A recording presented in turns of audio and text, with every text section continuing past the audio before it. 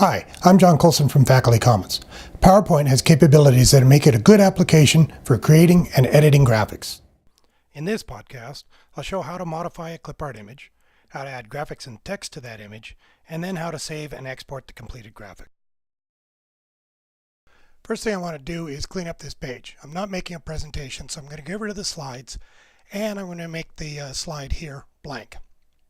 Now I want to insert some clip art. So I'll go up to the insert, go to clip art, and I've already selected people, and this is the guy that I want to use. You can't do this with all, but you can do it with this one.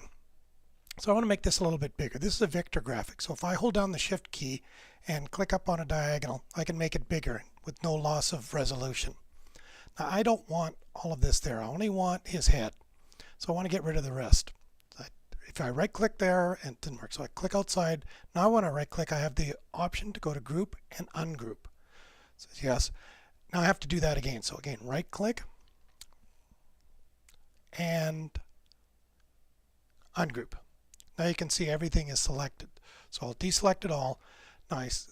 Left click down and drag across, and then just hit the delete button. That gets rid of that. And I just select that one, delete, select the arrow, delete, and select that blue circle and delete. Now I just have the head.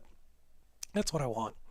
However, you can see the head's also taken apart. I'll just undo that. So I'm going to want to put these guys back together. So left click, drag down to select it all. Now when I right click on it, come up to group and regroup. So now it's in one piece. I want to make this look like a cartoon, so I'm going to add a shape. The shape is a callout. PowerPoint calls it a cloud callout. I call it a thought bubble. So I left click down, drag out the size, and move it over a bit so it looks a bit better. Now I don't like the blue background. So if I right click on it, choose format shape at the bottom. It's already on fill, so I select no fill and close that. That's clear. Now I'll add some text to it. Click on a text box, drag out a text box and put something in. I'm sure you'll do better. I can modify it just like everything else, bold it, and I can even change the font. I'm going to go for something Comic Sans. There it is, and shift it up.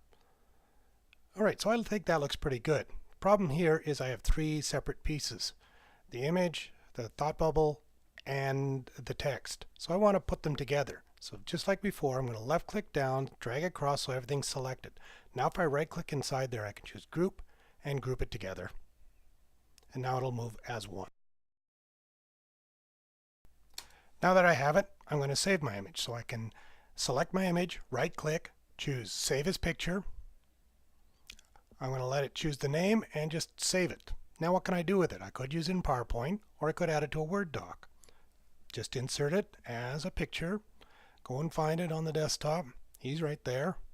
And there it is. And I can also resize it. Hold down the shift key, grab a corner, and move it down so it's an appropriate size. In this podcast, I showed you how to modify clip art image, how to add graphics and text to that image, and finally how to save and export the completed graphic.